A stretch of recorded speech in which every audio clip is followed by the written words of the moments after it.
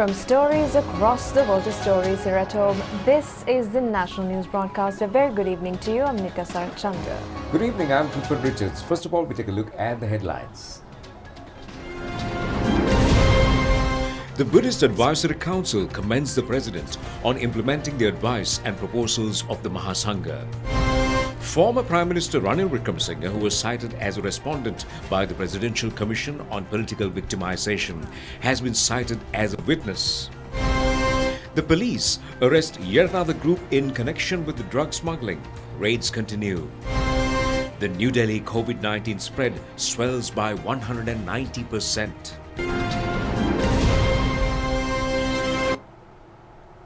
Now, in your top story this evening, the Presidential Buddhist Advisory Council commends President Gotabaya Rajapaksa for implementing the advice and proposals of the Mahasangha.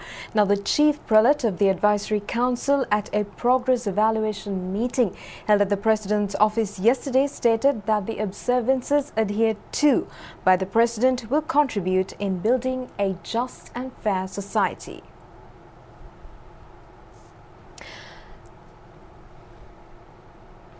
The Buddhist Advisory Council convened for the sixth time yesterday. At the council meeting, the implementation of the proposals put forward by the council thus far were evaluated.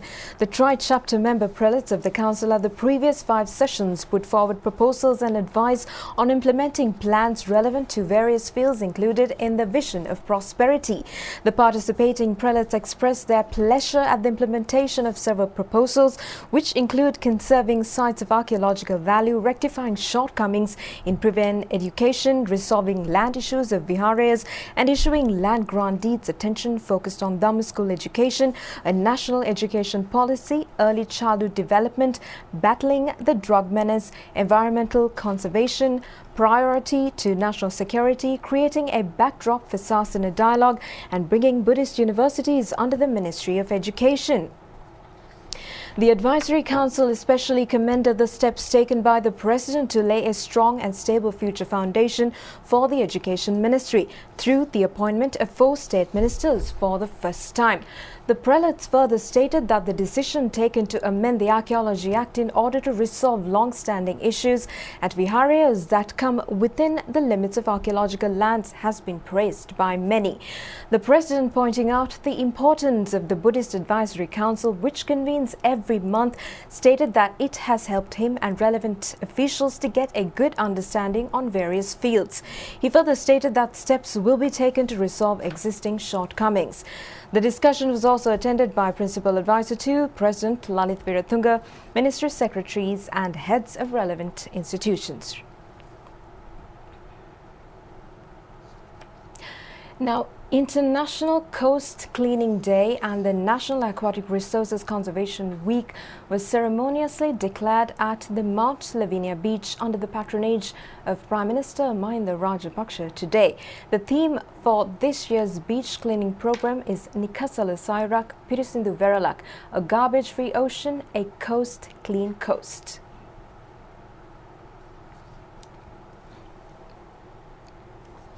The ceremony was organized by the Marine Environment Protection Authority with the sponsorship of the Ministry of Urban Development and Housing, the Ministry of Tourism, the Sri Lanka Navy, Civil Security Department and the Department of Coast Conservation Management. Beach cleaning programs have been organized throughout a week covering the entire coastal strip of the country. 70 identified beaches have been selected for the beach cleaning program to be implemented. Prime Minister Mahinda Rajapaksa presented prizes and certificates for students who excelled in the poster and art competition organized alongside World Ocean Day. A souvenir was presented to the Sri Lanka Tourism Development Authority as a token of appreciation to institutions dedicated towards marine environment conservation. Chairperson of the Marine Environment Protection Authority, Attorney at Law Darshani Lahandapura, presented Prime Minister Mahinda Rajapaksa with the booklet titled Nikasala Sairak Pirisindu Veralak. The ceremony was also attended by Ministers Mahinda Amaravira and Douglas Devananda, State Ministers Sarath Veerasekara and Nalaka Godaheva, the commanders of the Triforces and heads of many state institutions. The Mount Lavinia Crimes Division yesterday arrested 3 suspects engaged in smuggling heroin and the narcotic substance ice.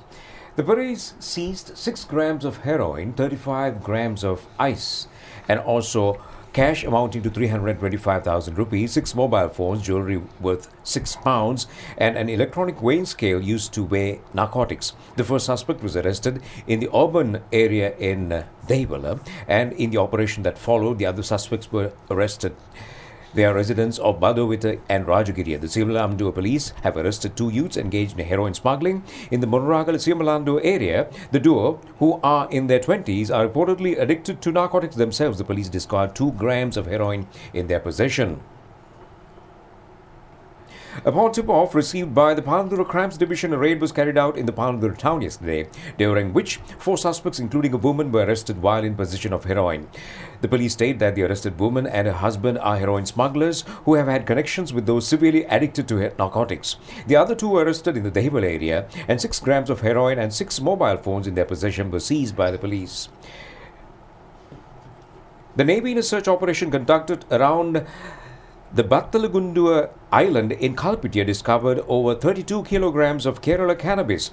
In the search operation conducted by the Northwestern Naval Command, they uncovered the haul of Kerala cannabis packed in 15 parcels and hidden in an abandoned rest house previously used by fishermen. In a raid carried out by police STF personnel of the Rathgama camp yesterday, a suspect was arrested in possession of a pistol made in Italy. The raid was carried out at the Kaluvagahawatta junction area in Gonapinuvala in Baddegama. The Palliative Crimes Division discovered 3 kilograms of Kerala cannabis together with cash amounting to 20,000 rupees. Upon questioning an individual who was arrested when wandering around the Palliaguda fish market complex, the suspect was produced before the Colombo magistrate and was ordered to be detained for 7 days for questioning. Now, the Agro Technology Institute at Madurankulya was declared open by President Gotabaya Rajapaksa today. The institute was constructed upon a donation received by Archbishop His Eminence Malcolm Cardinal Ranjit from Italy. Around 50 students can undergo residential practical training at the Agro Technology Institute.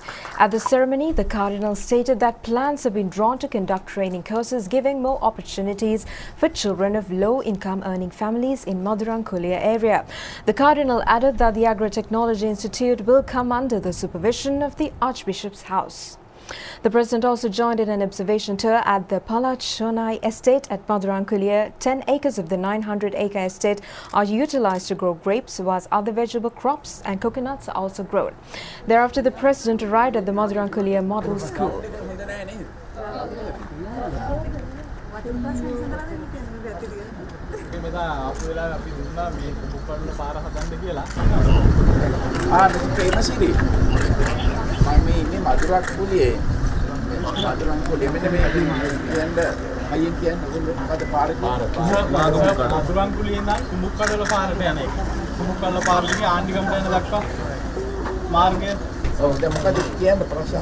ඒකේ sir ඉස්සෙල්ලාම දෙපාරක් විතර නිකන් fiscal ගෑනලා බෑවා ඒක සාර්ථකින් නෑ දැන් ආයෙ පාරක් මේ ABC වගේ බාලා තියෙනවා නමුත් ඒකේ මොකද්ද ක්‍රමවේදී කියන්නේ කවුරුවත් කරන්නේ ගමේ අයට හරි සැකයක් මේක මේ මොකද්ද ගිය පාර වගේම රැවට්ටීමක්ද කරන්න කියලා ඒක බලන්න බය කොහේද අර ලක්ෂේ පාර අද බලන්න දන්නව නේද පාර මොකද්ද කියන්නේ Madurankulya නම් මහ කුම්කඩට යන පාර.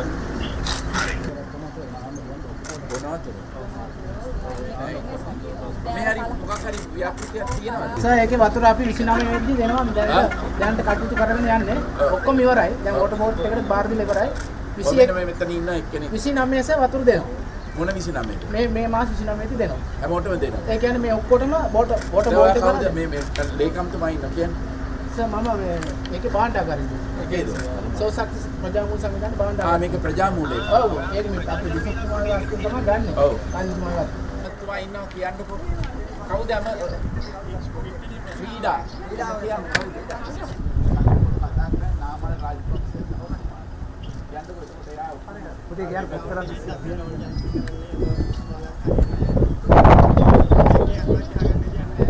අමතුමාට ඇවිල්ලා ඇමතුමාට එවෙලා යන්නේ පුත්තලන් දිස්ත්‍රික්කයේ මදුරම්පුර ඔය කියන්නේ ඉතින් කැපුවා ඉන්න ෆෝන් එකේ කියන්නේ යාළුවා මහත්තයා ඒක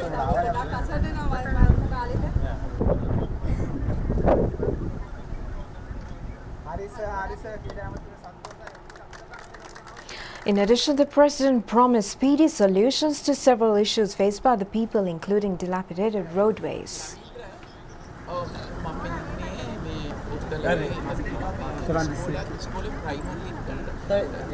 අයිගෙන පොඩ පෙන්නන්න සර් පෙන්නන්න මේ මෙතන මේ පොඩ අයිගෙන පෙන්නන්න අපි දරුවට පෙන්නන්න අනාරක්ෂිත ගුවන් පාලම අනාරක්ෂිත ගුවන් පාලම රේල් පාර පනින්න සර් දරුවන්ට The president also inspected several farmlands in the area. The president also visited the Daluwa Nirmalapura wind power plant and inspected the operations. He was accompanied by His Eminence Malcolm Cardinal Ranjith and parliamentarian Chintaka Maya Dunna. The Presidential Commission of Inquiry on Political Victimization, which cited former Prime Minister Ranil Wickremesinghe as a respondent pertaining to several complaints, decided today to identify the former Premier as a witness. Chairman of the Commission, the Chairman of the Committee, retired Supreme Court Judge Upali Abeyratne stated that this decision was taken based on a complaint made to the Commission by former Secretary to the Ministry of Economic Development, Dr. Nihal Jayatilaka. Former Prime Minister Ranil Wickremesinghe, former parliamentarians Mangala Samaraweera and Malik Samaravikrama, parliamentarians Patali Champika Ranawaka and M.A. Sumantiran, a leader of the National People's Power parliamentarian, Anura Kumar Disanayaka appeared before the Commission pertaining to the complaints filed at the Commission by former Secretary to the Ministry of Economic Development, Dr. Nihal Jayatilaka, and former Director General of Divinaguma Department, Kitsiri Ranawaka, testifying before the Presidential Commission of Inquiry on Political Victimization. Parliamentarian Patali Champika Ranawaka, who was being cited as a respondent pertaining to the complaint, stated on the 8th of January 2015 the then government toppled as the society was in grievance since the process of recording complaints by the Bribery Commission or the police and having them taken up before the magistrate had become unfruitful. The MP further stated that 2015 presidential candidate of the New Democratic Front, Maithripala Sirisena, received a mandate to build a mechanism to combat fraud and corruption. Therefore, honouring the mandate given to elect the president, the said committee was established. At this point, the justice chairing the commission questioned as to whether it was the said grievance that suffered defeat by hundreds of thousands of votes at the recently concluded election.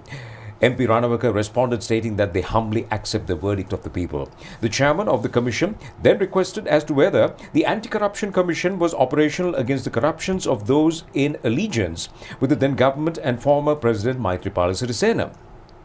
The Commission chair further stated that not even a B report had been filed. In response, Parliamentarian Ranawaka stated that inquiries were carried out regarding Anur Priyadarshini and Dr. Rajitha Senaratne and Sajith. The chairman of the Commission then posed a question which translates as, however, the relevant investigations did not properly take place through the Anti-Corruption Committee, did they?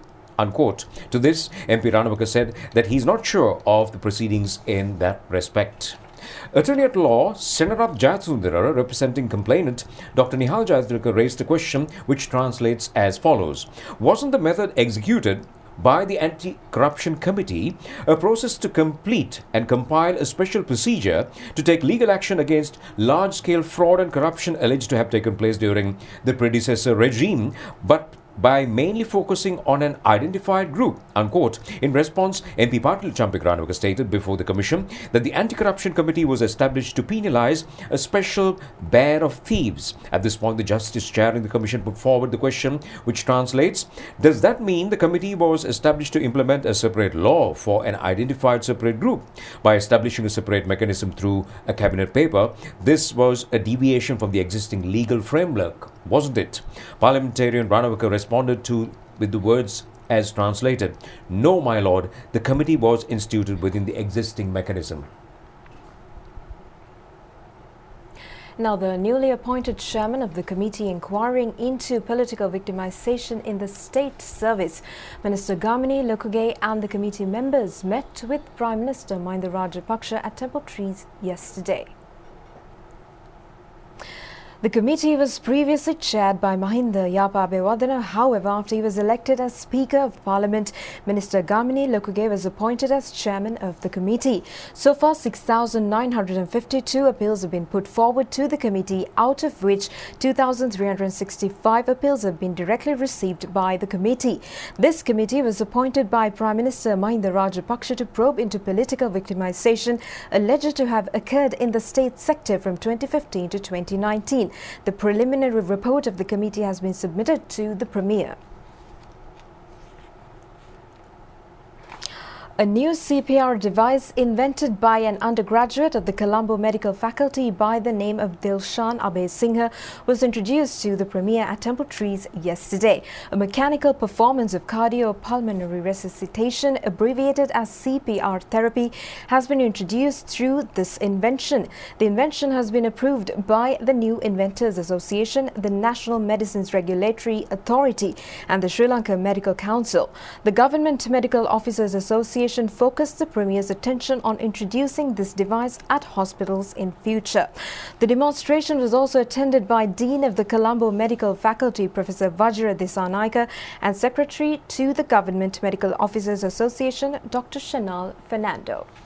Well, the Raigam Tellies, the National Telly Awards ceremony, is now being held at the Shangri-La Hotel in Colombo. It was in fact postponed due to COVID-19 pandemic. Television programs and teledramas telecast last year are being awarded at today's Raigam Tellies. The national TV channel Rupavahini was received with the highest number of nominations.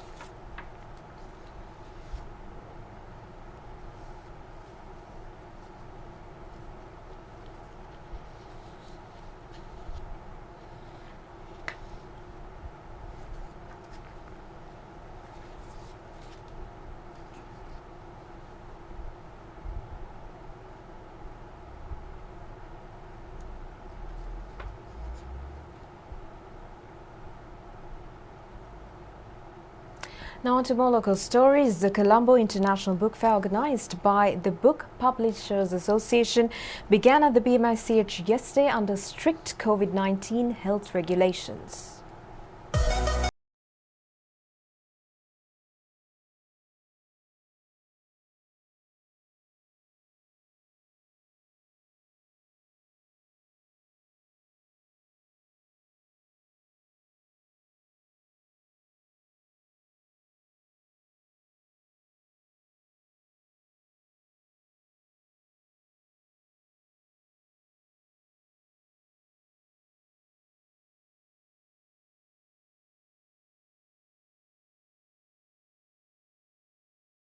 Malvana. Every year we come here and we see these international books and all, and every year we update the books from here. So here we can find a lot of bookshops in one place, and it's comfortable for us to go through with the new books. A project, science project. Though many of us live busy lives, it's very important to find the time to read. This is the second day of the Colombo International Book Fair, which is the largest book exhibition here in Sri Lanka, which draws crowds from all parts of the island. And we can see the strict safety measures enrolled here by the organizers, and we can see large crowds gathering here because they feel safe at the book fair. And this is the 22nd edition of the Colombo International Book Fair. So all the book lovers are invited to come here. This will continue till the 27th of this month, and the doors will be open from 9 a.m. to 9 p.m. A diploma course on psychological counselling was initiated for officers of the Community Police Division of the Police Women's Bureau today. Well, the purpose of this course of study is to deliver those addicted to narcotics. The course duration will be 1 year, and lectures will be jointly conducted by the University of Sri Jayawardhanapura and the Katana Police Training College. The initial stage of the course will be held at the Sri Jayawardhanapura University. It will conclude a 2-day psychological counselling workshop and will disseminate course content required to counsel narcotic addicts out of their addiction.